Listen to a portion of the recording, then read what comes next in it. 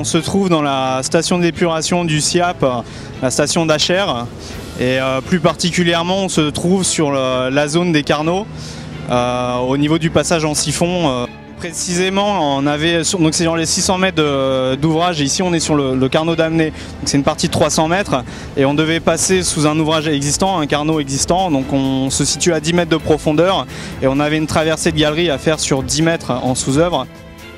Le passage se faisait sur 11 mètres 30, sur 8 mètres de large et sur 3 mètres 50 de hauteur.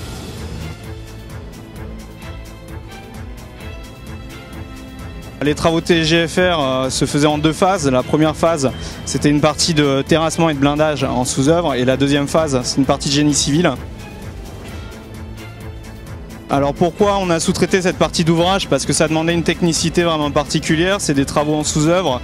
Donc on n'a pas, nous, au sein de l'entreprise ETMF, les compétences pour le faire et la qualification au niveau des compagnons. Donc c'est une partie d'ouvrage qu'on avait décidé dès le début de sous-traiter.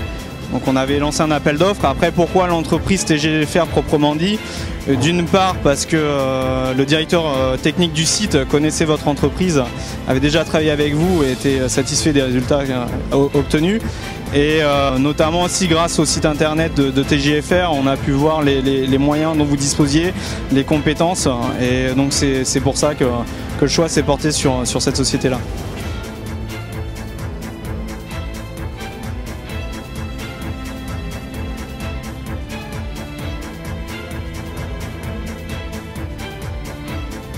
Alors ce chantier est intéressant parce que nous sommes en galerie souterraine, galerie qui se situe sous un carnot existant et sous une voirie supportant des charges de 28 tonnes maximum.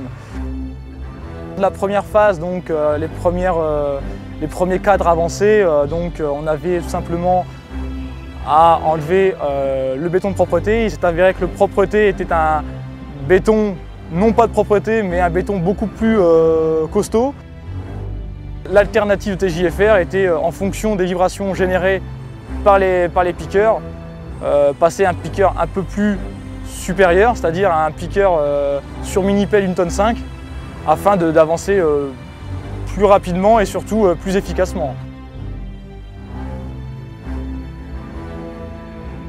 Lors de la construction du siphon, il s'est avéré qu'on a rencontré des venues d'eau et qu'il a fallu gérer au fur et à mesure de l'avancement du chantier pour justement contrer ces venues d'eau et pouvoir travailler le plus facilement possible.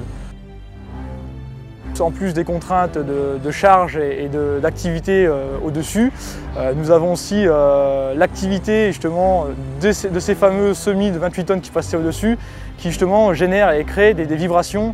Et donc un système de détecteur a été mis en place justement pour pouvoir alerter dans les plus brefs délais justement d'un mouvement et pouvoir évacuer la zone le plus rapidement possible. Ouais. La mission de TGFR s'est très bien déroulée sur les trois volets, que ce soit niveau planning, technique ou relationnel.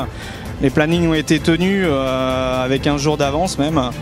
Au niveau technique, il n'y a eu rien à redire, il n'y a pas eu d'impair. Et relationnel, c'est très bien basé entre le chef de chantier et le conduit de travaux. Il a très bien déroulé.